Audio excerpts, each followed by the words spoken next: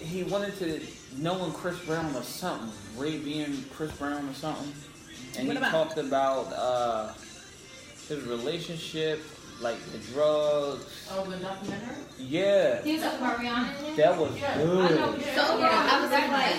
I was like, he really went into details about that. Where are you staying at? Out here. At the courtyard.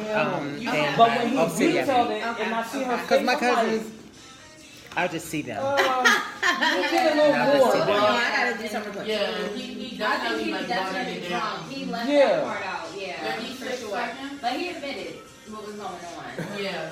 And he looked real also- sincere though. Yeah, he did. But Rihanna also did a lot too. Yeah, Oh, yeah. she encouraged it. Right. We're not gonna talk about those type of females. Oh, the hate is real. No, the real is real. Listen, He said the bill was real. you never heard about the Trinidadian six, females? 5, Crazy. 4, No, because I know you.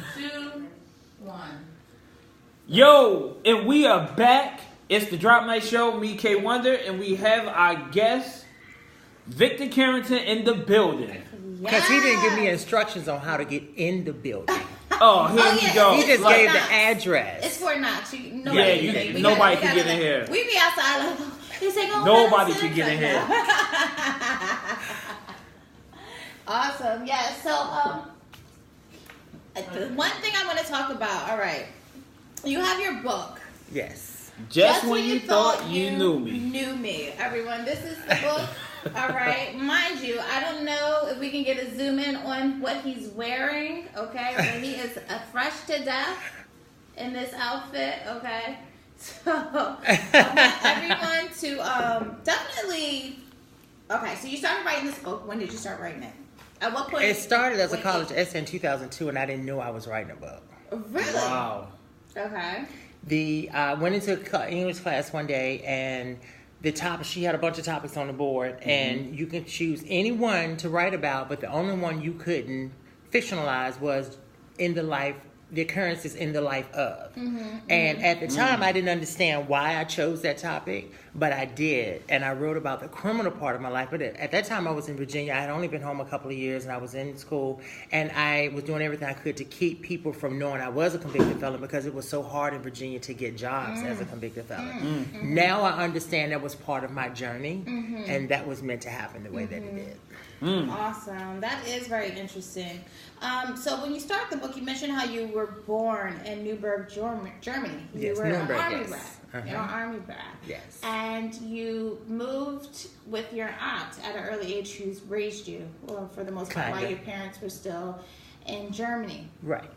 And you were explaining how that was like a great feeling. Your aunt loved you so much guidance and all of this. And then your mom and dad moved back into the U.S. Correct. And just give us a brief stroll down memory lane of what it was like when your parents got back. You know, like you were at what age was this? It was early on. They came back, and we lived in New York and then Philadelphia. Okay, so And- you were familiar with Philly Oh, streets. yeah. And then when they split, when I was 6, we were back in Virginia at that time, and they split. It was rough because my dad he's a piece of work. I mean, he was really abusive, physically and verbally. He's a very mean man. Is it because of the military aspect No, he's of his just life, or that's just generally how he is? he's just a mean man. He's a really selfish guy. His mom, my grandmother, babied him. He was the youngest boy, and anything he did, he got away with it, and he wasn't held accountable for his bad behavior at all. So. Well, so you're back living with your parents, and you said your mom was abused by your dad, and you remember feeling so much hatred toward him and wanting to always protect your mother. Correct. So then your mother introduces you to shoplifting After they split. after they split. So She what got age was caught. that exactly? I was 6. Okay. She got caught shoplifting at a grocery store called Winn-Dixie. Everybody knows Winn-Dixie in the South. She got caught, and I don't know what made her teach my sisters and I how to do it. looking back on it now, if I had to make a guess, I would say that it was because she had gotten caught and she didn't want to get her hands dirty anymore. So she put her kids to it. But because they were daddy's girls, they didn't really do what she wanted them to do. I was the mama's boy, and I did whatever she asked me to do. So that became my way of life for her. But when reading the book, why did you feel like that was the only way to get some kind of affection from your mother to do those kind of criminal things? I don't know if at that time what was going on. I just knew that she was very unhappy with my dad. And when they split and when this came about, these things made her happy when I would bring her stuff that she wanted. Or she would have me, she would tell me stuff that she wanted. And it reached a point where as I got older, she would just be around me and would say, I sure wish I had this. I wish I had that. And that's all I needed to hear. That was my trigger, and I was off to get it. Wow. And so when I put the book together and I mentioned that, I took a moment to think, well, maybe sometimes she really wasn't on the phone with someone, by the time I became a teenager, because she knew that's all I had to do was hear it. My mom is a hustler, She's very manipulative. She's very manipulative. She's very manipulative. Oh, wow. Okay. So fast forward, you get into your whole works or your career, so to speak. At a young That's age, exactly what it was. It was a career. A career at a very young age of becoming this straight up booster. You were like the big booster. And I've heard, and I mean, when I was reading the book, I was like, how do you boost the air conditioner?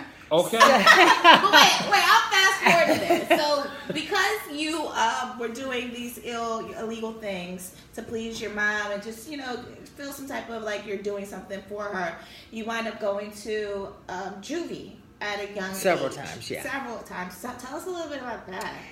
Being pulled out of the home, it was tough because that was my support system. So it was really tough the first time they pulled me out. I remember we were living in these apartments and my mom, we were friends with this white girl and her daughters and whatever. And I ran over and told her, said, the police are looking for me. She said, get in here, close the door. And she went over there to find out what was going on. And they came back and said, yeah, you got to go.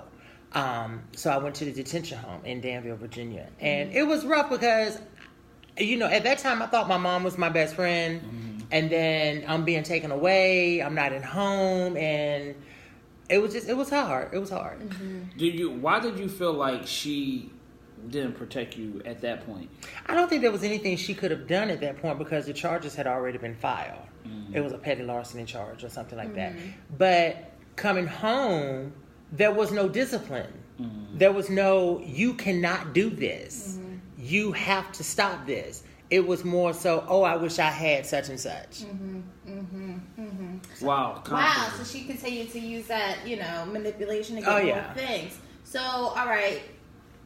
Then, you get out of that, you come back home. It's sort of like an in and out thing.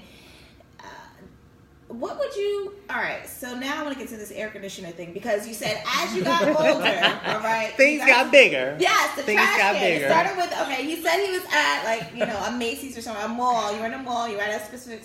It was a Value City, actually. Oh, it's a Value City. It was a Value City. Okay, so you're at the Value City, and he's like, you know what? I see a trash can over there. So you started to load the trash can. Well, you know what? How interestingly that came up, it was really weird. I've always been really quick on my feet. Yes. Okay. And my mom and my little sister had been in a car accident. And so this was the day before Thanksgiving. And people were out doing their last minute grocery shopping. They had got their little checks from the accident, so they were out shopping, and no one was buying me anything. So I'm in the store walking around. No one is saying, Victor, get this in the basket. Victor, do this. So I'm seeing all this stuff that I liked, all these shoes, and it was about 5 or 6 pair of shoes. And I'm thinking, how am I going to get these shoes out of the store? And I knew I couldn't trade them out for the one pair because then, that would defeat the purpose of. So I was just walking around the store, just not even really looking for a way. But then I just was in the men's department walking, and I saw this trash can that someone had left there. It was a kitchen-sized trash can. And it just hit me, put the shoes in this trash can. And so I grabbed the trash can and went into the shoe department and put all of them that I wanted in there and just walked out the door with it. And it felt so exhilarating. It was like a high for me. So each time you stole, you felt that way? Oh, wow. God, yeah. Wow. Okay, because I had such an ego with this, I couldn't be touched. If I put it in the basket, it was mine.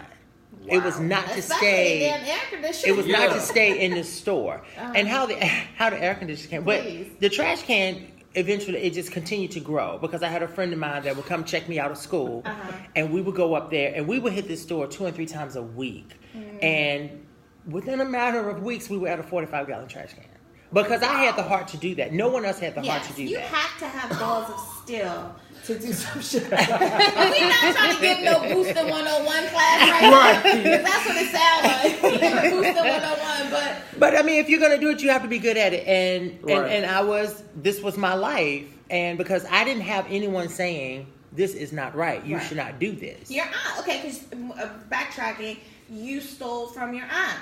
My But mom had me stealing money on my aunt's Out your purse. aunt's purse, but your aunt still forgave you and Because loved she you for knew that. I didn't have the money. I was maybe 7 or 8. I didn't have the money, so she knew I had to be giving it to I my mean, mother. that's what kids do. So Like, your aunt never was like, Victor, no. She used to say that to me, but I got scared. Something happened, and I got scared and moved back home with my mom.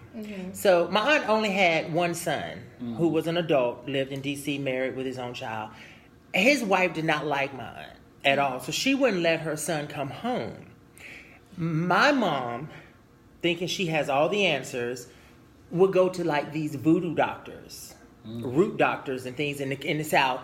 And she took my aunt over to one, and we went on this Sunday, and I would never forget this day because the house just stunk. I mean, it literally stunk. And she took my aunt out back to her. She put a root on your aunt. So she took her out back to the little shed that she kept all of her concoctions in. And I remember when she came in back in the house with my aunt, we were ready to go. She gave her the instruction. And you remember what I told you? You're going to pour this jar into the river that flows whichever way or whatever. Wow. And you're going to go out on the back porch and you're going to call his name 3 times every night before you go to bed. And you're going to chew on this root. To get her son to come? To make her son come home. Because he wouldn't come home. She hadn't seen him in years. And he was her only child, so they were really close. Right. I think that's why she clinged to me so much. Yes, Right. I was about to say that. Yeah. So I was a kid. I didn't think anything about it. You know, we did stop by the river and they did get out and she poured it. And I didn't think anything about it. And every night I would hear her on the back porch, Josh, you know, still not thinking anything about it. That third day when the bus pulled up, his car was in the driveway. Wow. And when I went in, I hugged him and I said, what you doing here? He said, I don't know. I just got in the car and started driving. And it literally freaked me out. Freaked me out. And I said, okay, I can't stay here. So that's when I went back home with my mom's house. Whoa. Yeah. You know, voodoo. Voodoo is. Listen, I mean, I can't say that had something to do with it, but I know that it literally freaked me out when I saw it because I said, I don't know. You know, it freaked me out. Right, it freaked me out. No, but you know, that's a whole nother topic. We're gonna save that. But so okay. Whew, man, and the shit gets deeper. Yeah. All right. So he this just scratching the surface. pretty much. And mind you, like I'm still reading this book. I ain't gonna hold you or lie. I'm still reading the rest of this book because I had so much going on. But you get locked up again. At this time, you're a teenager at this point, right? I'm jumping back and forth, mind you. Oh, yeah. All right, let me go back. You said at a young age that all the kids in your neighborhood had the tree houses. That was when you clubhouses. Okay, so that's when you first had your Encounter. your somewhat idea or feeling of liking the same sex. No, when I was 5, I knew something was off, but I didn't know what it was. I could look at my dad's friends and feel some type of way. Oh, At right. 5. You did say you were different. and you Right, felt I like didn't you know were what different. it was. I mean, it was a kid. I didn't know what I was experiencing. I didn't know. But when we had these, growing up, I wasn't a popular kid. I didn't get invited to the cool kids table, you know. And early on, I found that me making other people laugh is what made them, what I thought, like me. And then, of course, me giving them things Right. made them like Right. me. Not knowing at that time they were just using me for a giggle or for whatever they wanted. Right. Also knowing that my mom and my sisters did the same thing. That they only used me for what they wanted, and then the moment they got it, I wasn't any good to them until they needed it again. But I was so insecure, I would always go back like a, puppy wagging his tail, like, okay, I'm happy to be back, so, and that's how that was. But with that guy, he gave me attention. you know, and he made me feel different. And I used to rush home and couldn't wait to change my clothes to go to my clubhouse just so he could come home there because I didn't have friends. And, you know, people picked on me a lot. I was a little small kid with a big head. And So his name is David, right? in the book, it's It's David. David. Okay. Oh, okay. So you wasn't using real people's people's names. names. Identity of this I didn't. gentleman. Yeah, I didn't use the real names. No, That's it's good. not my place to out That's them. good. That's Okay. good. That's good. So David in the book, you became your friend, and ultimately you guys were in a relationship. And Not he a. was your We've first. never been in a relationship. We Well, were sexual just. relationship, We right? were just pretty much But we had some type of special connection where people didn't know he was gay. Right. He would never identify himself as gay. And you didn't know you were gay. I didn't until know I you was kissed gay. him that first time, And or- even then, I still didn't know what it was. Okay. Because this is a country, and back then you were labeled a faggot or a punk. And I didn't know what I was doing. I was a kid. Right. You know, I didn't know what I was feeling. So I didn't know what it was until I went to prison the first time, and this gay guy from Petersburg told me, he said, "You're gay." And I said, "No, I'm not." He said, "Yes, you are, and I'm going to wait on you. I'm going to help you get through this thing." Because I was a kid. I was 18 years old. Wow. So what did he mean, wait on you? Because he wanted me to come out on my own. And he wanted to be able to help me as far as teaching me the ropes. I was in prison at 18. Right. So coming out easily, that was free game for people to come in and take How advantage old are of you me. now? 46. So Wow, do you think... I look 46, honey. Thank okay? you. That's a good gene and a good skincare, okay? Little What they say- skincare, No, little what good they say, skincare. what they say, gel preserve the looks, No right? gel don't preserve your looks. No gel don't preserve your looks. It No, they actually don't. ages you. But if you in there doing, you know. Because if you think about the stress of it all, Yes, people Yeah. be in there going, gel doesn't preserve you. You know, I know. I was in prison myself when well, I don't look it. But jumping back to you,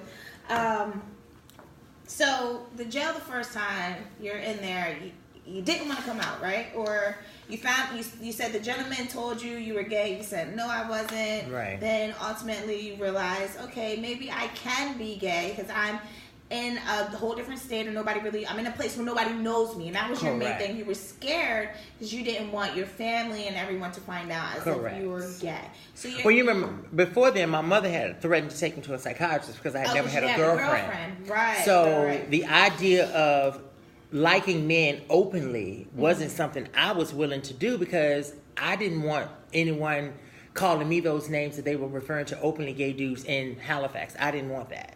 So you never had an encounter with a female? I ended up getting a girlfriend. You didn't read the book. I No, ended up getting a no. girlfriend. No. I read it. I was like, no. Yeah, I read I the did book. get a girlfriend in my senior year in high school, did. only Right. to kill the rumor that I was gay. Okay. Because I haven't called that all my life. Did you My have sex voice with had her? I did. Okay. My voice had always been soft. I've always had kind of feminine-like mannerisms. I've always been looked at as a gay guy growing up, but that wasn't the name they called me. Even my cousins, Wilm and David, used to call me, Victor old punk faggot. They used to say that. Okay. Wow. And then my little cousin Nico, who is their nephew, who is also gay, his mom and I, before she got killed in Cranston, were very, very close.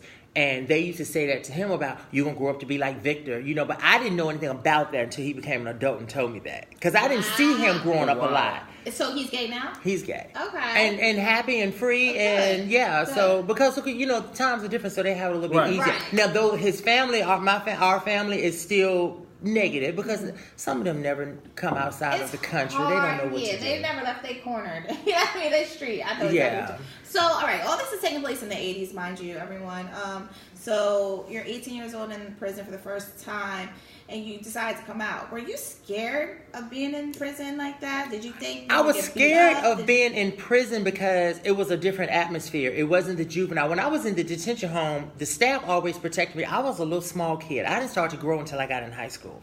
And they would protect me, make sure no one was picking on me, and but when I got to prison, it was like every man for himself. And so I was really scared. Even in the jail, I was very nervous. You hear rumors, you're going to get raped, you're going to get beat up, whatever. And I just didn't want that to happen to me. And this gay guy who said, I'm going to help you through this, whatever, he was like, we need to get you a husband, so you'll be all right.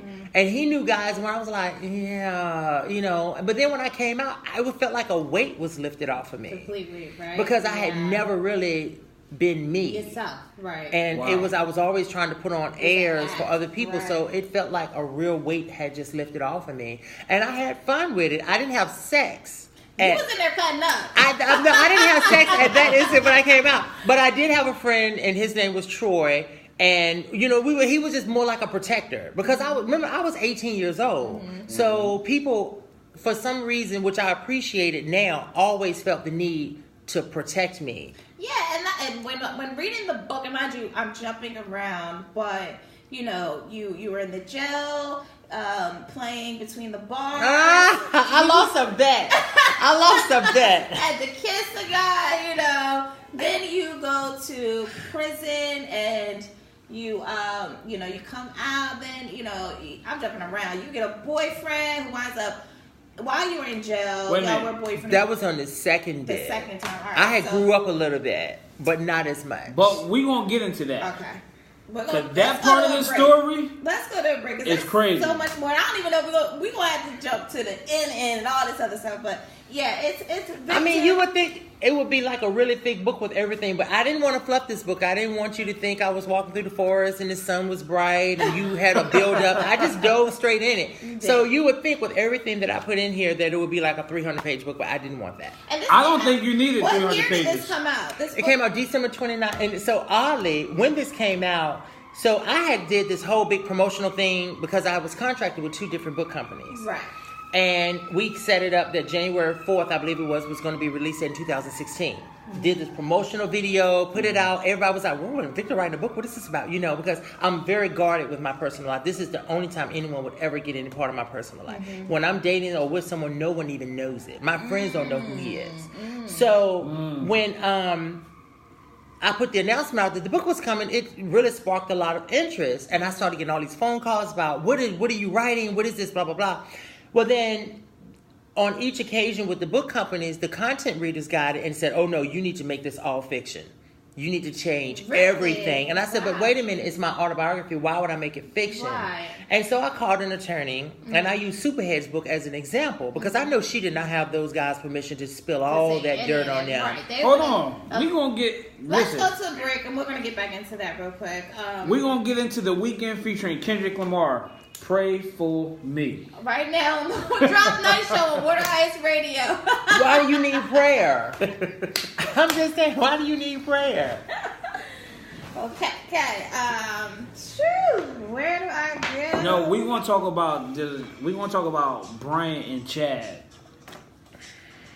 Cause Brian was a very big part of that jail stay. He was. Yeah. What's the restaurant? Out this door and this. Okay. Got 3 minutes.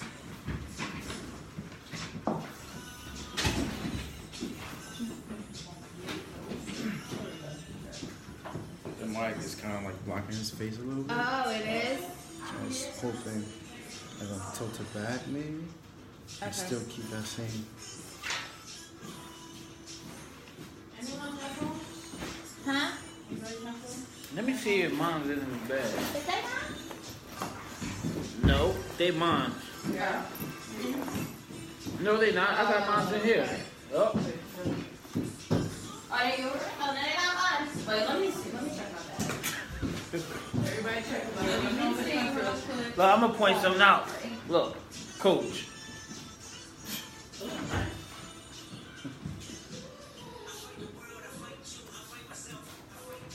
When I watched the movie, I was not really paying attention to the music that much. I was too busy looking at the colors and everything. I was just watching the actors and paying attention to the setting. The music The was like, soundtrack okay. is dead on the movie. No, it's good. It's good though. I listened to it before I watched the movie. Yes? Okay, here you go. But I'm not gonna be Like this soundtrack, you go see a movie, soundtracks don't make sense. This soundtrack makes sense to that movie. It was really good. I Like had to Kendrick watch did it a again. good job. I have to watch it again to Yeah. catch all the like different things that I didn't catch the first time because everything was like, wow, oh my gosh, Cause I have that. they said there's so many messages in there. So, I'm be sitting there like, 1 minute 35. I'm be so tuned in. There's not gonna be a cell phone. I'm gonna No. turn it off. It's No. just gonna be me in this movie. When I said the movie theater was quiet, for a So Philly I can't movie believe. theater, Well, it was I appreciate everybody. He's saying the mic is in your face when he's recording. Oh, I'm sorry. So we're trying Oh, I to don't figure mean out that. how the best way That's to crazy. not have it in your face with the Oh, camera. okay. I think that works. So you might just have to You move think your that works? chair. Let me see. Move your chair over. Is that still in my Is face? that good? It's her Ava. You know, she did like the. Oh, that's better. Okay. So yeah, just make sure you move your chair over so you You can know, like Ava, directly. the right. Okay. The black lady. Everybody that reads this is shocked, and I appreciate that because people that's known me for years call me was Victor. We never knew anything about because I don't talk about my personal life. I'm very guarded that way, and this is the only time anyone would ever get this.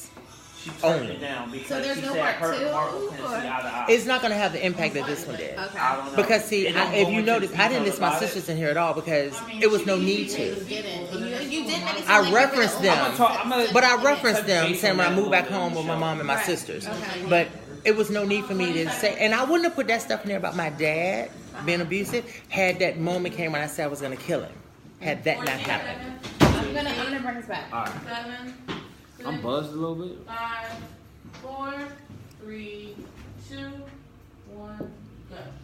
And we're back on the Drop Night Show. It's your girl K Wonder, Sean Beasley, Yeah. Water Ice Radio. We have Victor Carrington, author, with this crazy autobiography about his life. You all definitely would want to go to Amazon and pick that up, as well as all the book outlets to purchase that. And it's called Just When You Thought You Knew Me The by highs Victor and lows Carrington. in the life of Victor Carrington, y'all. Yeah. And you're originally from Virginia, right? Well, by way of being born in Germany and living here in New York and then back to Virginia. That's where my parents originated from. Okay. Halifax, Virginia. Okay. Halifax, awesome. Virginia. That's where I went to high school. Yes. Okay. Let's just dive right on in. Diving back. Okay, they're diving me in. Okay. So, Brian, Yes, Brian. I read the book. Not all of it. Wait. So Brian. I read he a good did- part of this book, A good part. Okay. Yeah. All right. and Brian was talked about a lot. Brian had a significant role in my life and not the best way. Not at all. So, It started off good. tell us how you met Brian and why it wasn't the best experience for you. So when I went to prison, got sentenced the second time, I was in the Danville City Jail, and I got a 10-year sentence. In the jail, nervous. Okay, I'm going back to prison. You know, I had only been out less than 2 years. I'm going back, and so I came out to be. I used to get these letters from this person, and I didn't know who because I was in I block, he was in B block. We didn't interchange blocks. You know, inmates did not interchange. If you weren't in that block, you didn't, unless someone came to the door and opened it up, whatever. Unless you went to church, you would see some going to church. Mm-hmm. But other than that, you didn't get to see other church in inmates. prison? Yeah. Wow. Sean, you are child. Listen. Yeah. He is the most naive individual when it comes to criminal activity, justice for criminals, justice You need to reform, educate and yourself. prison. You have Mind such a platform. His whole You need family to is educate gangster as hell, yourself. so you would think that You he need would to know educate something. yourself. His family is not no motherfucking cookie cutter family. These niggas gamble, shoot people, and do all that. But you shit. the innocent one. You the innocent But, one. right, but he the wait. You're the innocent jail one. as a church. God, bye. Okay. Anyway, you're canceled. So, he was sending me these letters, and I didn't know who he was. And one day he came and opened up the window to our cell block, and my nickname was Tweety. And he would, where did that come from, sweetie? because when I was a kid, I was at Barrett Learning Center. You ain't And- find that offensive? No, Tweety? no. Why No, would I? tell us where it came from. Tweety, So I was Tweety is at- like Sweetie. Whatever. So I was at Barrett Learning Center, my first probably big juvenile place that I went. Mm-hmm. And there was this kid named Broadnax. He was so talented. He could draw and he could route out in the wood and stuff.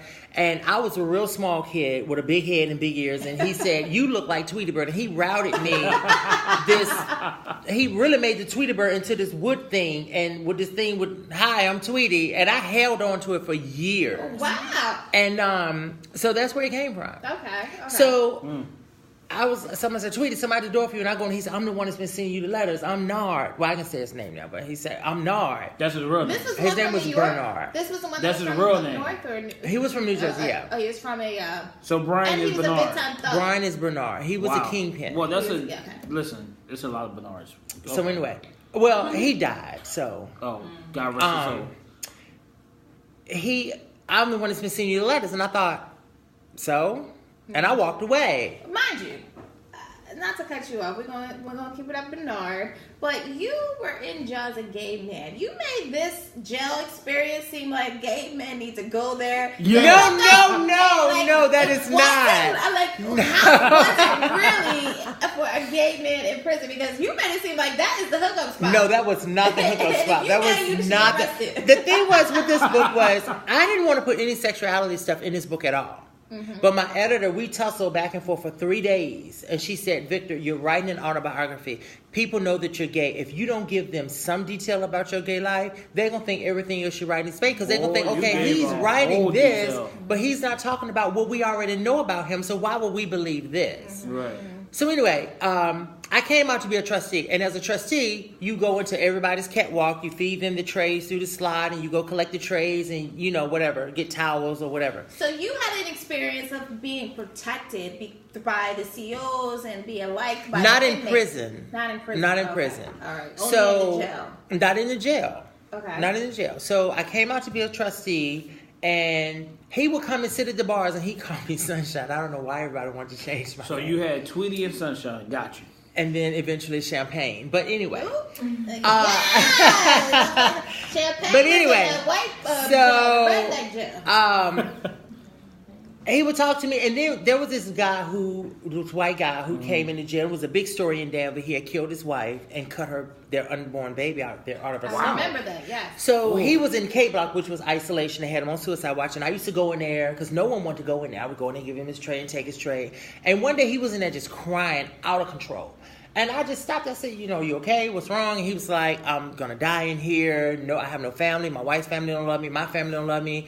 And I really, being already insecure, I really went into a space where I don't want to end up alone like this. So I already knew Bernard was checking for me. So I just moved into his block to get with him because I needed that moment of protection, and I knew that he was, I needed someone to be there for me. That love. And we were fine in the jail. We were actually fine.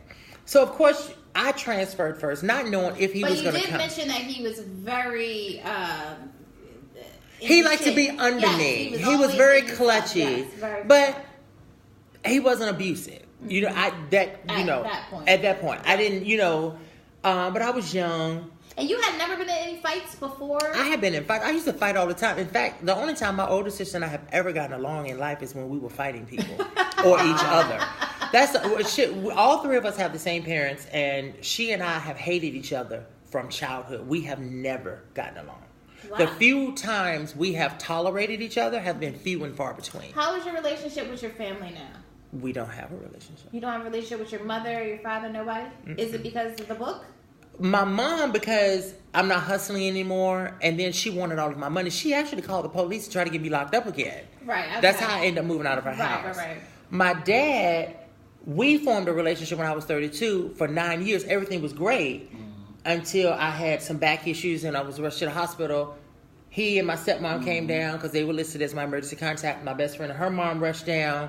And then my friend from work came over, and she had called two of my gay friends that she knew, said, they were two, at that time, they were two of my closest friends. And she said, you all need to get here because this looks bad. And they came in, they spoke to everybody, and they were introduced to my dad and my stepmom, and he kind of fell back. I didn't pay any attention to it. And then when I came here for Christmas the next year, my aunt was like, I said, I don't know why, but your brother's just not answering my calls anymore. What's going on with him? She said, well, everybody in the South don't like the gay lifestyle. And I said, what do you mean? We talked about it. He was really big on the Carrington name. He told me, he says, as long as you are not doing anything to embarrass the family, you good. You working, you got your own home, I'm good. And I said, but we talked about it and he was fine. And she said, but didn't you have two gay friends that come to the hospital? And I said, I also had other friends there. Why were they the two mentioned? Right. And that's what it was. He fell back, and we have not spoken since then. That was in 2009.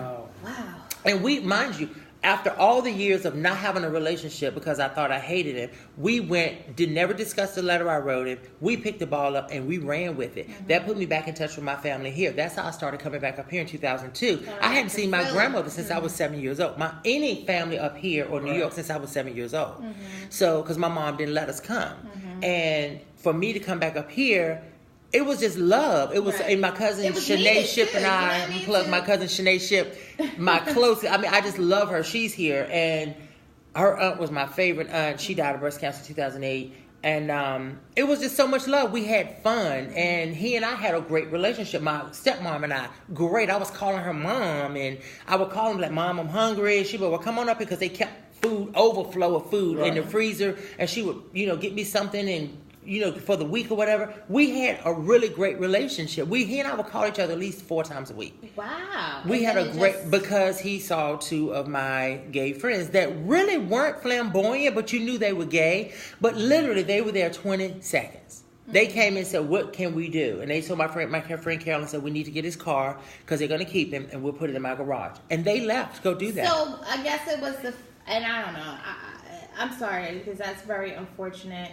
You obviously, especially because we were good, right? And on top of that, to me, you bring across an energy that you just. I'm big on energy, so I just feel like you're a decent person. You know, what I mean? Try to be. I go to the left a little bit sometimes. Everybody does, but at the end of the day, especially me, right? You live in the left. You live in the left. Let's be honest. Okay? But yeah, we were really good. He came there when I bought my first home. Do you think you guys can get back? Oh no, we'll never get back. It's to the point of no return. It's that bad because he was going around telling everyone that I was faking in the hospital and imitating how I was, and I was literally in pain. I have a lot of hardware on my spine from those injuries before the hardware came, as we were building up to it. And he just... And the back problem was an issue when Bernard initially... No, I didn't have... your back, right? It probably could have started, but I didn't have any pain from then after that. I didn't feel pain to the car accident. But it was probably wear and tear that started from there. Yeah, because that was kind of a hard thing because to do. So was the relationship with Brian in your book that bad? It was really... I would say, so I got turned... They called me to leave. And you don't know, but when you get called to leave, you're going into the system, you don't know where you're going until you pull up to the gate. No, I definitely don't know. Because they don't tell you where you're going for security purposes. Mm-hmm. You say you're going to keep in touch. I wrote back to him, and I didn't hear anything back. So I was like, okay, whatever. I wasn't seeing anyone else, but I just wasn't thinking about him. Mm-hmm. And maybe a month and a half had gone by, and... I get this call. Someone said, tweeted someone up in receiving asking about you. I was like, who is it? Some nigga named Nard. I was like, who? I said, some nigga named Nard asking about you. I was like, whatever. And then, because at that time, this particular prison, the receiving unit was building 6, dorm A and B, and it was a wall separated with a closed-off door. And then all of a sudden, when they came into the building, they said, Nard, somebody wants you at the door tweet, and I go and look, and it was him. I was like, oh, but I wasn't checking for him because I was like, dude, I wrote you a month and a half ago. You didn't write me back. So I'm like, we're good. We had our moment. We're good. Mm-hmm. That day in the mail, that letter came. Wow. So I kind of felt like it was damn. So, okay, let me go head on, whatever. Not knowing at that time that him being in there and then running to some of his gophers from the street, that it boosted his ego. And he started getting drugs in there. And he had people ODing off of raw heroin. Wow! I mean, we were living large in prison. But whenever he would get mad, he would come take everything from me, down to my soap dish and my toothbrush holder, because he knew that was his control over me. And you didn't have. You said you had the job clean. Well, just before that, I stopped getting money from home because he asked me to. Because he was like, "It's my job to take care of you." I was 21 years old. Something. Okay, well, he's gonna take care of me. Blah blah blah. Not knowing all of the attachments that come with it. If it's his money, it's his rules. I didn't know that. Right. Wow. And so, are you in a relationship now? No. Okay, so with relationships that you deal with, you make sure that you don't have that. Oh no, nobody can ever take care of me like that again. Shit, you can damn near tell me to shut up and I'm out. Because I just don't have time for that. I mean, I'm too seasoned for that, and I was young. I was 21, and I don't have time for that.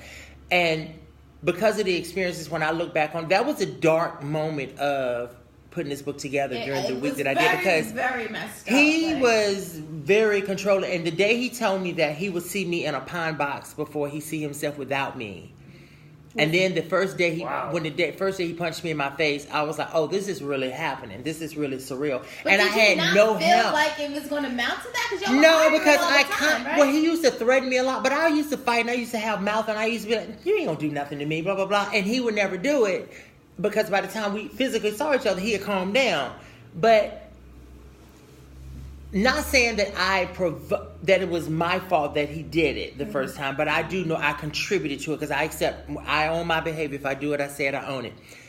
He had been involved with this transsexual from years ago. He told me that he hadn't seen this person from years and years ago. He went from being a straight man to liking transsexuals to straight out being gay. No, the thing is, and we all know, well, he was in type prison. Of men like transsexuals. Who? You said all type of men? I said those type of men. What? Say, thug men? Kingpins? Right. Like. Well, remember he had been, but when I met him, that was his third time in prison. Yo. So I don't know if he just indulged every time he was in prison or what. But he told me he voluntarily told me about this person, and he hadn't said anything. He said that he hadn't spoken to this person over 4 years. Mm-hmm. I went in his locker literally looking for something one day when he was at the library and saw this bag of letters. I thought, oh, let me see, because I noticed he was getting a lot of mail. Right. And I said, let me see who this is. And all of a sudden I saw all these money orders and recent letters and recent cards, some from that week. Now, mind you, I'm 21.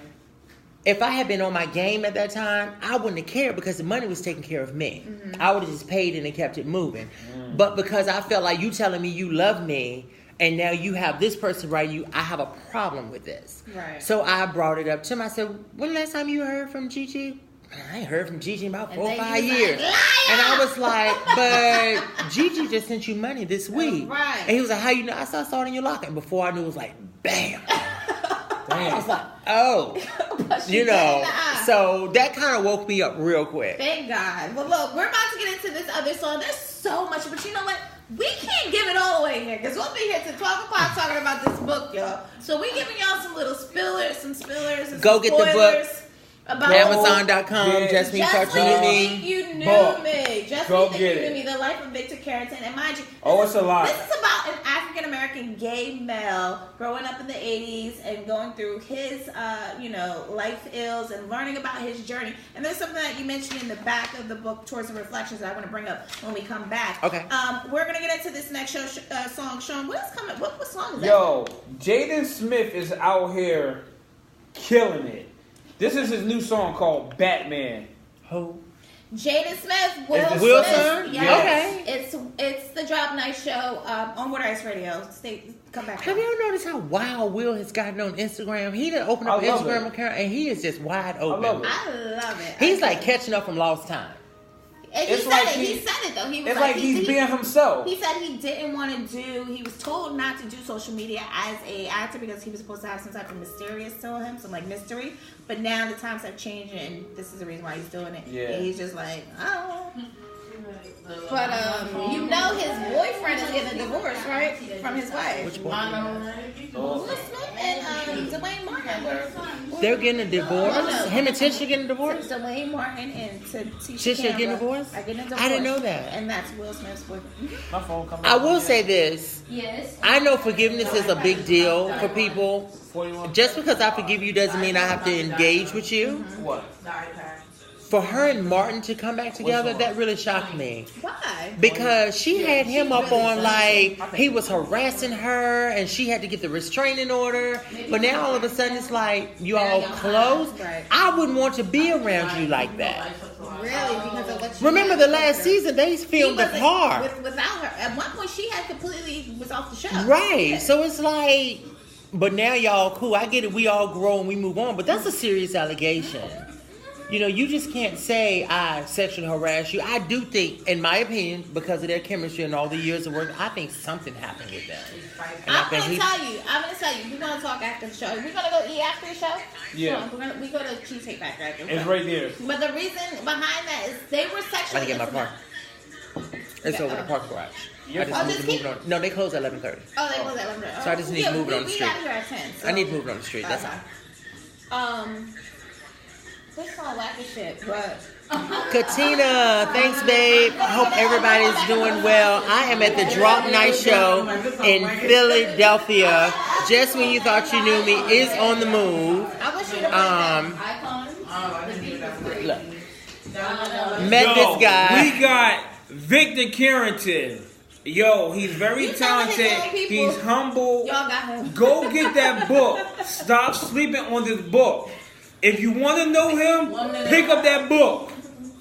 Pick it up. I'm not going to let them know all of me. I mean, pick it up. If he haven't told you nothing, he's telling it all in this book. In this book, he's telling it all. It is jaw the fuck dropping. Let me just But you know what the interesting thing? So when I did my interview at CBS in Richmond, it was this black lady, and she had like a Coretta Scott King hairdo and little kitten heel. I could tell she was like a little a church lady. So when the camera started rolling, she said, "I just read your book last night," and she said, "It's a quick read. It's an engaging read." She leaned forward. She said, "It's an honest read," and I'm thinking it's an autobiography. It's supposed to be honest. If the same detail was written by a heterosexual, no one would have said anything. 5, 4, Amazon, Tanya, Amazon.com. Search my name, Victor Carrington. And we're back. It's the Drop Night Show. I'm your girl, Kay Wonder, with my co-host, Sean Beasley. Yeah. We have author Victor Carrington, okay, with his critically acclaimed book, In the Building. But In the building. Let's get into, we got to give our pay some bills and talk to our sponsors. Shout out to Samson Technology for sponsoring our show. They actually sponsor all the Water Ice Radio's podcasts. They supply all of the equipment for us to produce these shows, so we definitely want to shout out to our major sponsor, Samson Technology. Also sponsor and shout out to Water Ice Radio, which is our parent company. Make sure you go to waterice.com to sign up for the email list to stay connected to everything, your everyday scoop of everything Philly. I know I'm everything.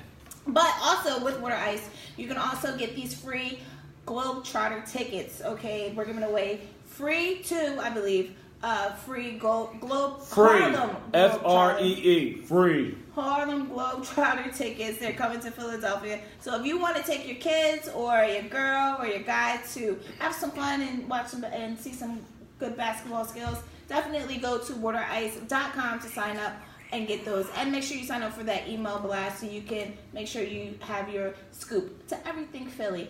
So now we're back into this.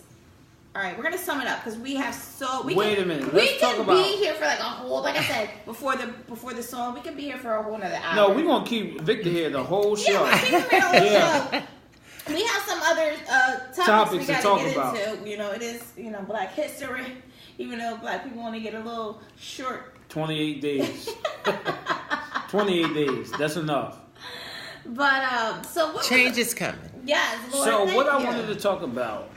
So you had a situation, right, when you start doing this book and you was employed. Yes. So tell us the story about that employer who, how would I say it, who terminated you because of your book. So I work for TG Hair Care, Bedhead, Catwalk, S Factor, Bedhead for Men. Okay. So what is your profession right now? Right now, I'm a compliance regulatory specialist, customer service specialist for an energy company. I handle all their state agency complaints for a third-party energy company. Okay. Wow. So I was working for TG Hair Care. And you currently live where? In Dallas. Dallas, Texas. Okay.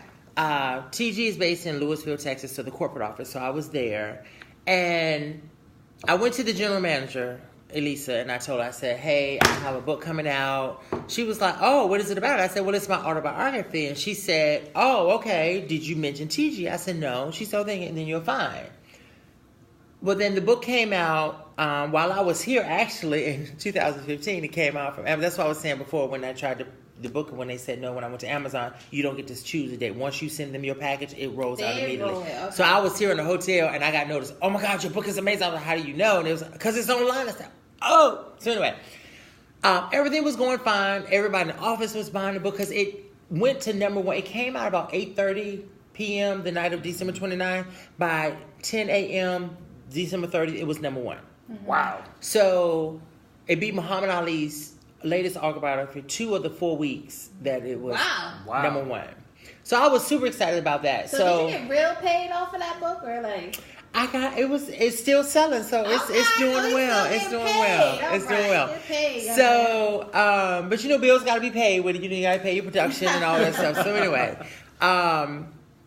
went to my general manager, told her the book was coming out. She was like, okay, fine, whatever. We all took a business trip to Cancun. All the people from the field, the salespeople, the stylists, the cutters, the colorists, everybody was there, and they heard about this book. So everybody was buzzing about this book. And it was about maybe 400 or 500 of us there. So they were buzzing about this book. So everybody was buying it, and because this is something they never knew about me. Because people tell me, and I appreciate I don't look like what I've been through. People say that. Well, you should look real bad. Shut up. So what they said is that we would have never imagined this, you know. And I've even had people question this book because they said I don't fit the mold for someone that's gone through this. So in doing over in Cancun, everybody was buying the book. Everything was going great. And when we came back, I hired a publicist and we started my book tour. I did a 6-state, multiple city book tour. Everybody went crazy about this book.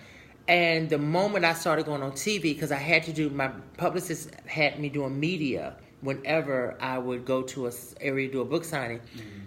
NBC in Shreveport was my first television interview. TG lost their mind.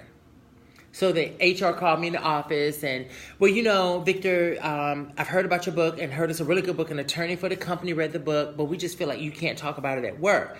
And I'm telling her I don't discuss it at work. If someone asks me how the sales or how's the book tour, I would say it's fine, but I don't give the details because I wanted people to read it. And she just kept stressing on about how she couldn't do this if she wanted to because she, you know, she would never put a public business out there, blah, blah, blah, blah, blah. Basically discriminating against me. And then a month later, I was let go, and I was told that it was because they were restructuring the education department, but I was the only one at that time let go. And it took almost 8 months before another person was let go. Wow. So, man, jeez. And at the time, I was scheduled to give a kidney away. And I recorded that conversation, because in Texas, you can do that. Oh. And I forgot all about it. You still have it? I do. And I was going to give a kidney away to a close friend of mine in Virginia. Did you give a kidney away? No, because her heart wasn't strong enough for it. So we have to wait till her heart gets stronger. But at the time, that's what we were doing. We were focused on the testing and everything. And once we found out I was a match and I could give it to her, that's what my focus was. And I said, okay, my severance will take care of me for the rest of the year. I won't have to work while I'm recovering, blah, blah, blah. I forgot about it. And then cleaning out my phone one day, I saw it. So I sent it to them. Ooh. And none of them ever responded. So they know it exists, but none of them ever responded. Well, look, we are glad. Look, we would love to hear that. Sean, please. So listen, just to sum this up, You all right, don't want to hear that? No, I don't want to hear that. I think that could be a lawsuit somewhere if you really want to take that road. Yeah. You know, but it's probably No, because I've signed my severance, so okay. it's not. Yeah, so it is what it is. Yeah. But you still should put it out. Yeah. so You let's- so Damn messy. that company. So- Damn messy. that company. So out of this book, out of you writing your autobiography, Victor, what did you want the world, specifically young Black males who may be struggling with their identity of possibly being, gay or even straight, and having to deal with all the things you went through as far as family and manipulation and wanting to be loved. Like, out of this book, I know we didn't even get to the other end of it, and that's something I want to say for all of our listeners and our followers to actually go themselves and get the book and read it, because we don't want to give all the tea away. But it's definitely a good read. But what did you want the reader to grasp from this book? The biggest thing, when I put it out, I really didn't have an objective. But then when I started, because I volunteered with the Department of Corrections in North Carolina for a long time before moving to Dallas. But then once it came out and the attention was so wide with it, I thought, okay, well, my purpose for this is, number one, everyone that wakes up doesn't want to go and be a criminal. Right. That's just not what we do. Amen. There are circumstances in every situation, and I think people need to listen to those circumstances. Unfortunately, the courts did not consider they knew my mother was involved, but because I never rolled over on her, they never, Could ever. But the other thing is that, from an LGBTQ perspective, because I did the bulk of my growing up in a country area What's where LGBTQ? lesbian, gay, transgender, bisexual, queer. Oh. Yeah. Okay. Oh, I didn't know I that heard they were trying Yeah. to put a P on it. There's too. another Well, letter what's they put. the I'm P? just thinking. The P is pedo. They were trying to put pedo. What does pedo mean? Pedophile. No, that can't be attached Wow. to the They were LGBTQ trying community. To. They were Wow. trying to, and it's on social media. Some people have it, and then the LGBT community was like, no. Yeah, that's messy. Yeah, but okay, not to cut you off. But I wanted to know, Wow. wanted people to understand that it's okay to be who you are. Mm-hmm. I couldn't be who I was at that time in the 80s because, as we saw with Whitney Houston, it wasn't a thing to do. Mm-hmm. Find you a support system. The biggest lesson I had to learn with being gay, because I've attempted suicide several times. That is another thing that I wanted to bring it up. I'm glad you did.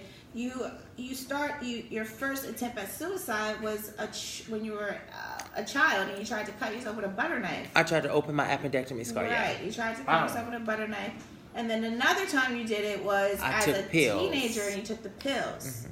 So you were suffering from depression and It was because I was a lonely kid. I Right. was really lonely. I didn't have friends. And I didn't have family until I was needed for something. Right. My sisters basically used me. My little sister and I didn't develop a relationship until I was in prison the second time. Mm-hmm. My older sister and I, again, have never had a relationship. So it was lonely being me. It was really lonely. And so growing up, now knowing that I was gay, things have changed now. People can come out and they can, but it's okay. And for me, I had to choose who my family was. right. Just because they're blood doesn't mean they have to be family. Oh, thank you. And I had to choose family. I have family, like friends here, friends in almost every state in this country that I can go to. That's why I didn't put. My friend Carolyn said, Carolyn Kerr in Who's Durham, in the North book? Carolina. She is in the book. That's my boo. She is the reason I went to show, actually. She said, you didn't put anything in the book about how you travel the world, how you live this fabulous life, how you do this, how you do this. I said, because I don't want to come off as I'm bragging, and I definitely don't want people to think that it's going to happen to everybody that's going through prison, because it's not. Yeah, because you did mention you were living a life. I have been. I'm gonna tell you, I have been very fortunate. God has been very good to me. So that's why I put the photos in here. So those that know me will know. Okay, well, he's silly. He likes to have fun, and this and that, what have you. But then. Right. I didn't want to just say, okay, well, I'm traveling the world. I bought 3 homes, blah, blah, blah. I don't want people to think I was boasting and bragging. Right. But I had to choose my family. And I can tell you, there's not a state in this country that I can go to and not have someone that I can call on, at least for some drinks and some dinner or something. And that makes me feel so good, because now I feel the love of those that I'm close to. Right. That I didn't feel growing up. And in the book, you're very, very descriptive about your sexual intercourses. I didn't want to be. But no. To be fair, straight people have clinged to those. Yes. They love reading about those. You taught us women how to deal with certain I'm not doing this for her. penetration in But the certain one thing I areas. want to say about that is that every man that goes to prison doesn't indulge in a gay life. Thank you. Okay. Although that is the perception that if a man goes to prison, he is going. My publicist had said,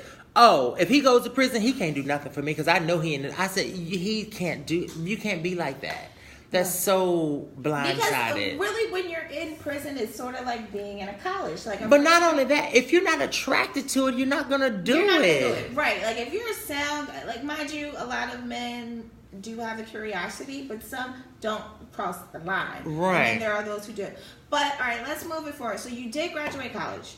I've got 2 degrees, yes. Okay, so tell us your Which degrees. surprises a lot of people that's what part of my blessing is. I came home because I worked hard and I had the determination that I was not going to go back to prison. Because the stranger in prison on my second bed when I was going to commit suicide helped me understand that, without even me asking him, that I had been manipulated by my mom. And I didn't understand at the time, but I now understand that was God sending him to me. Yeah, you said he screamed at you. He did, because I was a hothead, and I had told him 2 times. He asked, "Why were you here?" And I said, "I got caught." Blah blah blah, and he kept asking.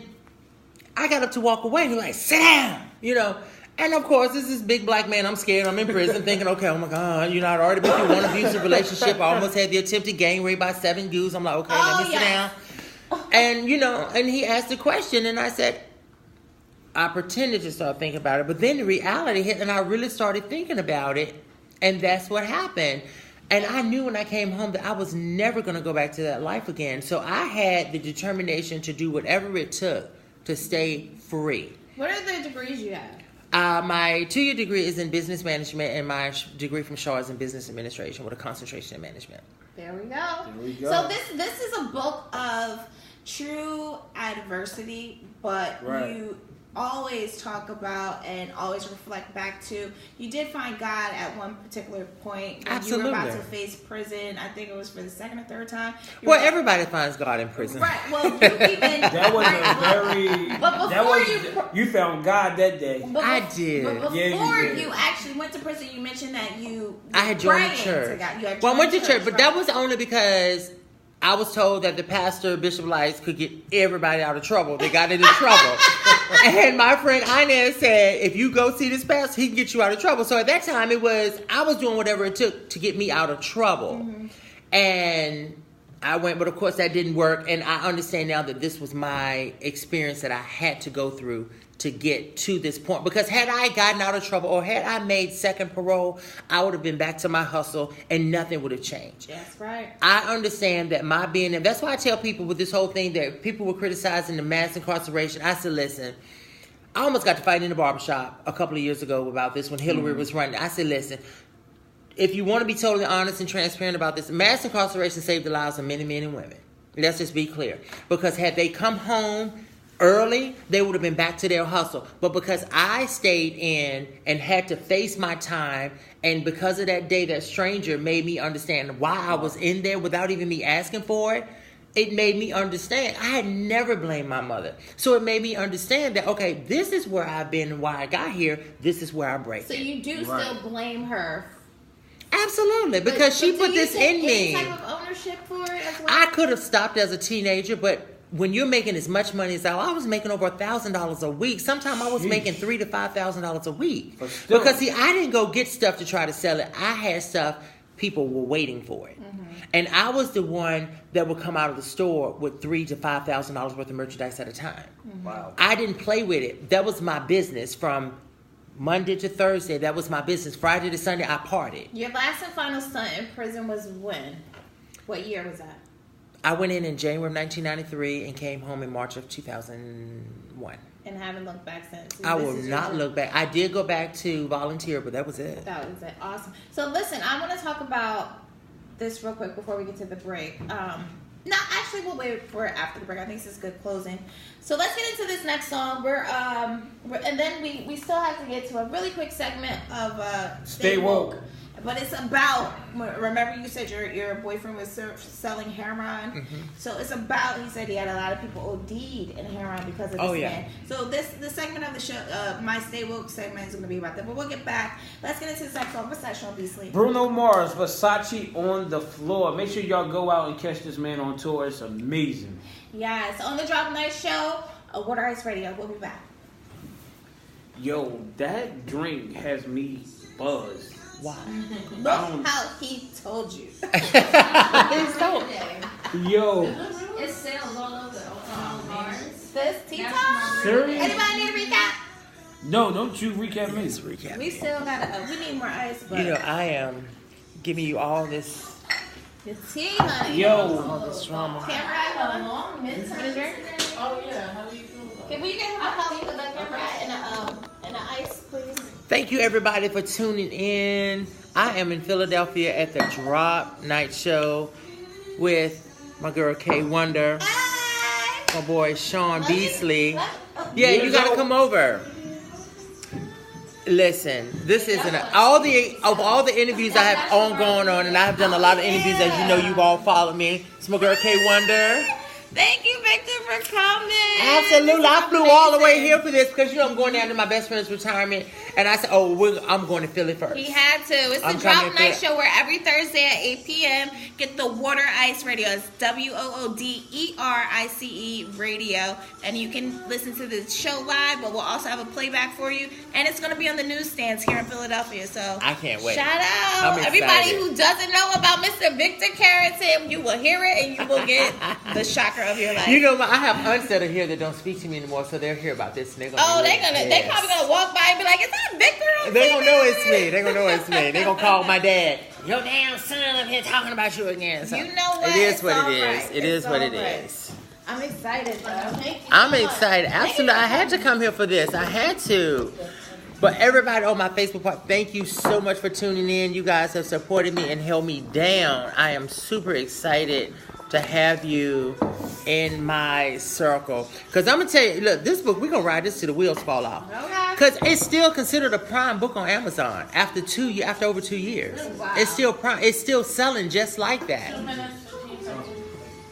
What's it called? Oh, Anthony, just when you thought you knew me. Are you thinking about coming out with another book? Or am I going And I made it really easy. The e-read is only $2.99. Oh. Some people made the electronic version like $7, $8, $9. I didn't want to try to gouge people. I made that $2.99. Anthony, I will be there tomorrow night. Marion and I are supposed to get drinks or something, so maybe you and I can get together. Hook up with Marion and let's see, because I'm down there. I'm coming tomorrow evening, so I'll be there tomorrow night, spending the night in North Carolina, and then headed back to Virginia, and then I'm coming back to Philly on Saturday night to get ratchet a little bit up here with my cousins and my friends up here, and then I'm flying back home Sunday night. So Anthony tried to see me and bring Desmond, and yeah, let's do it. But I will tell you, everybody is so shocked that I did this. Because South Boston is such a small knit town. We only had one high school, one hospital. Everybody was so shocked. But everyone knew me. And my friend Jennifer, who's on this post, she'll say, when she said, I knew you would be disappearing, but I didn't know why. And now it's like, but I haven't talked to my mom in years, but I understand she is really pissed about this. You know, some black families just want to keep stuff in the secret. But the thing is, everyone in my family knew that this was happening. I had 2 uncles that tried to talk to her, and she wouldn't stop. So everyone knew. And I understand that some of my adult cousins have something to say about this. But my thing is that you weren't saying anything back then because you didn't want the responsibility of possibly taking on these kids. But now you want to say something because I'm telling my truth. Just like. 30 seconds. 120. The reason I went to show actually. You cut it. What are you doing? I know. I'm going to how many? 5, 4, 3, 2, 1. Fuck. Yo, it's the Drop Night Show. It's your man Sean BC. We are back. Me, K Wonder, and I guess Victor Carrington. Boy, oh boy, was this show juicy. When I tell you his book, you definitely need to go pick his book up. Yes, Just When You Thought You Knew Me by Victor Carrington, okay? The highs and lows in the life of Victor L. Carrington. But you know what? Wait a minute. Before you get into that, now, I don't want to introduce Kay Wonder because she does this segment called Stay Woke. Right now, we all need to stay woke. There's a lot going on. Stay woke. K Wonder on the Drop Night Show. Thank you, Sean Beasley. That was like the best introduction ever. Was it him or was it Sean? Like his right. So listen, this segment. Normally I talk about like something, black or brown that us people have done that we don't get credit for and things of that nature. But today I want to talk about something that came out in the paper yesterday. I thought was very, very interesting and something for us to all really take into mind. And also think and hopefully see that the rest of the United States will start doing this.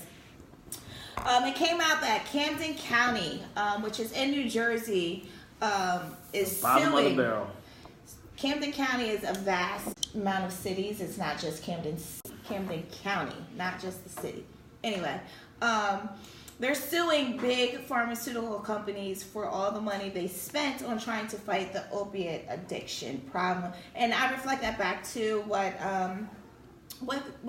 Victor was saying while he was in prison. He was dating a man who would flood the prison with heroin, and several people have OD'd on it. Now, opiates are a form, the opiate pill, which is like the perks and all that stuff. That is a very big thing that everyone talks about. I believe Future made a song about it.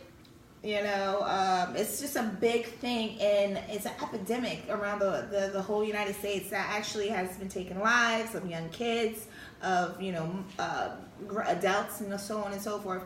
But Camden County actually is the first to fire off and suing the big pharmaceutical companies. And I think this is a major thing, because in order to stop the issue, you know what I mean, you should really go to the root of it.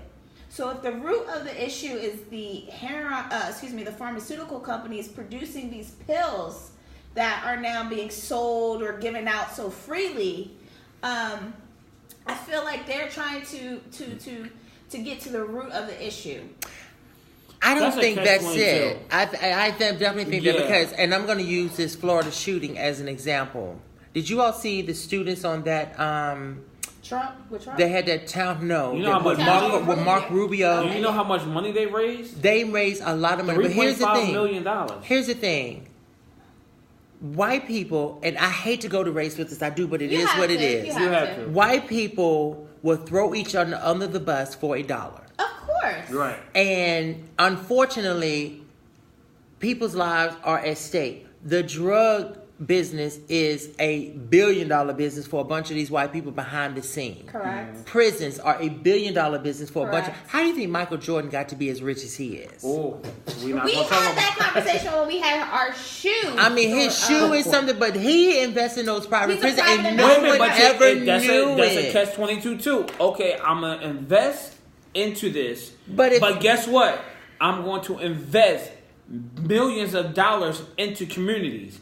And But give- is he doing that? He's not. He's not listen, doing he that. gives millions of dollars to people. These kids who wear, like, it's a school that he donates shoes, uniforms. But to specific, come on, compared to the billions of dollars this man made, you can't give Listen. one single out one little school or Listen, one little. speaking from my basketball experience of prison, and it's so much worse than when I was in there. At least we could wear our own clothes sometimes. Yeah, and y'all had now TVs and we all have types of TVs and all that. It's not like, I have a friend of mine that's locked up now. It's not like that. And you have these big corporations, Walmart, Victoria's Secret, all these stores, Whole Foods, benefiting off of these inmates for free labor. The most money I made an hour was 80 cents an hour. And that was because I was in an enterprise and I was sewing the shoulders of T-shirts that were sold all around the world. You have these inmates that are out in these gardens 6-7 hours a day with no sunscreen. They don't care about you. You are workhorses It's the new in slavery. there. It's the new form of slavery. It is. That's exactly but what it is. And let's bring it back to the big. So you're saying that just because they're suing this, and mind you, they're probably going to get, if they do, and find grounds to win their case, they're probably going to get back maybe like 2, 3, 4, 5 million, maybe 20. But what's that to billions of dollars that these companies? It's are getting? nothing, Right. and But it's not going to do still- anything. I want to believe that it does. Because I mean, that's just like the whole NRA thing. The people that are benefiting, the politicians that are benefiting from the NRA, are not going to vote against it simply because it's taking money out of their pockets. Right. The drugs game is the same way. Do you really think? Okay, for Bernard, I used to wonder how, because when he got moved into my dorm, it scared me. 'Cause how did you do this? You know, money. he had the captain in his back pocket. So I'm not saying that the was captain. allowing him to bring the drugs in. I think he had officers that were bringing them in, and he also paid people to go to the visiting room to get him to swallow balloons for him. Yeah. The one thing I would say, of all the bad stuff, I would say he's never asked me. I would never see it. I didn't touch it. He's never asked me to move it. I wasn't a part of that. I did reap the benefits of it, but he did respect me in that right. But with the way he had free range over that whole camp of 1,000 men, I think the captain was using, and he had him in his back pocket. Wow. Well, Because money moves people, and drugs is a easy money operation. Yeah. Remember that movie King of New York? Mm-hmm. The same way. Wow. The police, even with Denzel's movie, Training Day. no, not Training Day. That, but then the other one when it was a real life story. When the dude from North Carolina, the drug killer. Oh, Blue Magic. No, not Blue Magic. It was when American Gangster. American Gangster. Yeah. Drug. Okay. That's real. Yeah, you very have real. people that are getting their hands dirty, and the money is real for those people. Do you think every time they do a bust, they collect it and turn it and everything? of No, they're course not. Right. But my whole thing is, if these big pharmaceutical companies have enough cities or counties pointing the finger at them, if it starts with Camden County and then it goes to the next county, the next city, the next county, the next city, something's got to change. Something's got to change. And it's not the fact that it's not going to stop, all right? It's the fact that it'll be regulated a lot better. Right. Because all we need is a little more regulation because it's so easy to get. It's ridiculously But easy. what very easy to juror? get. You know what I mean? I know because What that juror is going to agree? Jury? What jury is going to agree to say they was the cause All of these this damn, academic? look, come on. If you're That a human shows- being no. and you see all these people that have No. died because I of am it, on the kids, fence with that because if you get a prescription, it tells you what to take, how to take it, how much to take it. We all know that, but who all really follows instructions on anything? That is nowadays? on you. That's No, not Sean, on you're the missing it. pharmaceutical You're missing company. the point. The point is people get the drugs a lot easier because of these. And mind you, my nephew, not to throw my nephew under the bus or anything, but he works in the pharmaceutical industry.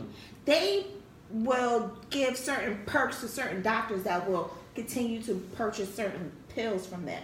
So if this one doctor is getting perks from the pharmaceutical companies to continue to buy pills, what the fuck? Let me ask you this.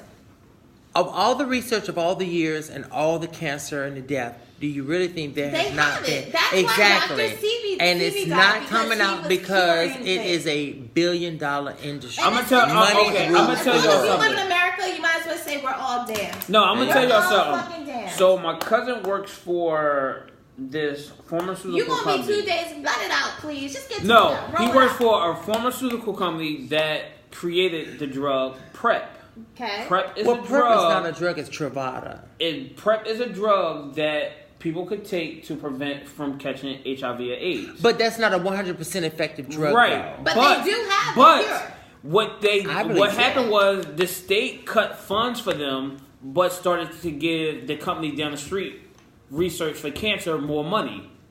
So it's always a cure for something that they create. And your point? Shut up. She always trying to get me. Like, what the fuck is you saying? I I'm just feel saying, like I don't because of the billions of dollars that things come in from drugs and all these other. I don't It's think not gonna anybody's change. gonna ever stop because I don't think you it's- got these big politicians that are benefiting from it. Of course, and that's the whole thing. As long as Americans find the balls to stand up and start pointing the finger at these motherfuckers nowadays like they have been, I there hear has you. to be some change. I hear you, but There I don't has think to that's be. gonna happen. If there has That's to be. not gonna I'm happen. not saying it's going to death the situation, But I'm that's saying like it's when I gonna change referenced it. the school shooting last week, as tragic as it was, the blessing out of this is that it awakened the millennials. So even with the families that support Trump, no matter what he does, those kids are not. And Yeah. they're going to vote. When I saw the buses driving up to the Capitol laying on sidewalk, I was so happy for them that they were taking a stand. Step. Because And before it that's was all like, it we're going takes. with our parents, whatever And our parents do, that's whatever. all it takes. And I think Yep. he unleashed a demon with those. And you know And to what? say that he There's- want to put guns in the hands of teachers It's is retarded. It's not. retarded. No. That is Because really mind you, what ridiculous. happened when there was a teacher that was strapped? Philip What happened Castro? to getting spankings and Hell you no. know? Listen, You better go ahead. If you listen. touch any of my kids, Listen. in anybody's school, Hold on, I'll wait a hold minute. them up Hold with on. my gun. My principal in elementary school, Mr. McAdams, were the nicest guys. He had this big old paddle, Those and sons he are would gone spank and gone. me. And you love And them. you love him. I wonder if he still has that paddle. Lord Jesus. I wonder if he still has what he's up to these days. We're gonna close this out, all right? You know, Victor, it was such a pleasure having you. But I want to Thank you. revert real quick before we're about to close out the show. Okay. 10. In your reflection, mind you. And mind you, we're gonna have to. There was play. a lot of We got reflection. some good mixes by K Mixon, our DJ, but we didn't get to it this week because this show was just explosive. Harassment. So we will definitely. Have you ever experienced harassment at a job? I did actually recently on the job that I'm on now. Oh. Customer service manager, Yolanda Boone. And you got to tell this in like 1 Oh. minute. Okay. She told a straight CSR that she had this female cousin that she wanted to introduce him to, that she could help him raise his little girl. He would be good. She was curvaceous. So she asked him, could she show him a photo of her? And it was me in the photo of a towel that's in the back of my butt. What? And she got away with it. She got to keep her job. Wow. I was Wow. not happy. Well, once it's in a book, it's kind of. But it's public but that's it. But information. that's fine. But you're using it. You present it to him as if you're going to show him a photo of a female cousin, and you show you don't know if that man is homophobic or not. You are. He could have came over He thinking could've I came set her and up to right. do that, Right. and it just wasn't cool. It wasn't cool at all. It isn't. But listen, let's get into Wow. in the back of your book. You have reflections, and it was the first actual paragraph, a couple sentences that you said that really got to me, and it is profound and it does have some truth. Life has a strange way of showing you what you need to do. It can be an amazing journey if you pay attention, and that is factual and actual. And I just wanted to say that because when you're going through certain trials and tribulations in your life, and everyone looks at it as, oh me, or why me, right? But instead of saying, how is this going to benefit me, and how am I going to come out even more victorious if I don't let this break me down? You know what I mean? So I definitely commend you for telling your life story. You know what made me write that? I'm gonna tell you what made me say that was because I had seen so many guys become institutionalized in prison. Mm-hmm. They didn't have outside communication. And all they knew was prison. And a funny story about me, when I first came home, I was in my bed, sleeping in my room at my mom's house, and the phone rang. I literally stood up and stood by the foot of my bed thinking it was a count bell because I had been counted so many Right. times. Right. And it took me a second, and when I felt the carpet under my feet, I realized, oh, what am I doing? You know? And I said that because in prison, so many guys don't pay attention. I've seen guys get raped and taken advantage of because you're not paying attention. Guys get institutionalized that don't know anything outside of what's in that gate. Stay, as you said, stay woke, pay attention to your surroundings, and understand what your worth is. This doesn't define you. My past doesn't define me. Right. When people see me, they are shocked. Even at the company I'm at now, they've found out about the book. And some of them are like, oh my God, we would have never thought this about you. And I'm glad that you don't. Remember, stay woke. Don't always count me out. Because don't always count me out. You gotta understand that some of these trials and tribulations that people go through in life, people always revert to the mind state of, oh, I'm broken, or it broke me, and it's like, you're not broke, you're bent. You know what I mean? It was a curve in your life that was going to push you up that mountain. You know what I mean? And people don't understand that. If you always look at every little trial that you, some trials I will tell you, people go through. I have had some trials, but I will tell you, and some even with, people but you know what? That Even makes you with who you are. It makes me who I am, Yeah. and everything that I have gone through, good, bad, and indifferent, even things that I did not mention in this book, I would not change a thing, because those experiences gives you Victor L. Carrington. Amen. Amen. So, Victor, real quick, tell everybody where they can get the book. You where they can find follow this you book social on media. Amazon.com. You can follow me on Twitter at Vic2731. You can follow me on Instagram at Victor L. Carrington, or you can follow me on Facebook at Victor L. Carrington. This is just me. Do you I have am a website super for the book, excited. too? I did have one, but it wasn't getting a lot of traffic, so I Okay, shut it down. okay. Hey, listen, I am super excited about this project. did not expect after 2 years that it would still be as powerful as it is, and people still want to hear about it. But I am super thankful, and that lets me that confirms for me that I did the right thing, because there was a lot of insecurities in the beginning, whether or not my friend Lee Gregory, I'm calling you out, said to me, he said, "What about your job? Are you gonna think about that?" And I said, "It's my life, blah blah blah." And then I ended up losing that job, and it was a really great job at TG. But I feel like, because if your story does not cause anger, then you didn't do the right thing. All right. Or spark something. You know what I mean? And I think, what did this spark in you? Okay, what the... What is it sparks some sexual feelings? Like, Oh God, that's not the sexual stuff. If you focus on the sexual stuff, you're gonna miss the point. I'm Oh my sorry, God. no, I'm just being funny. I didn't want to put that in here, but it did feel good when it was happening. No, you know, it just showed me. It showed me how where you come from in life. And But what you've been no. through When I does said not I was gonna do define this, I said if I wasn't gonna be transparent and totally honest, I didn't want to do it. you. All right. Well, you know what? Thank you so much, Victor, for being Absolutely. here. I'm in Philly. I'm in Philly. Follow the Drop Night Show. Next Thursday we'll be back. We have another guest coming in every Thursday at 8 p.m. on Water Ice Radio. Get the free TuneIn app to find us, and follow us on social media. The Drop Night Show on Twitter, the Drop Night Show on Facebook, and the Drop Night Show on Instagram. And we out. Branded It's the just like that. Drop. This was Yeah. We was up to I love it. I absolutely love it. Huh? That's what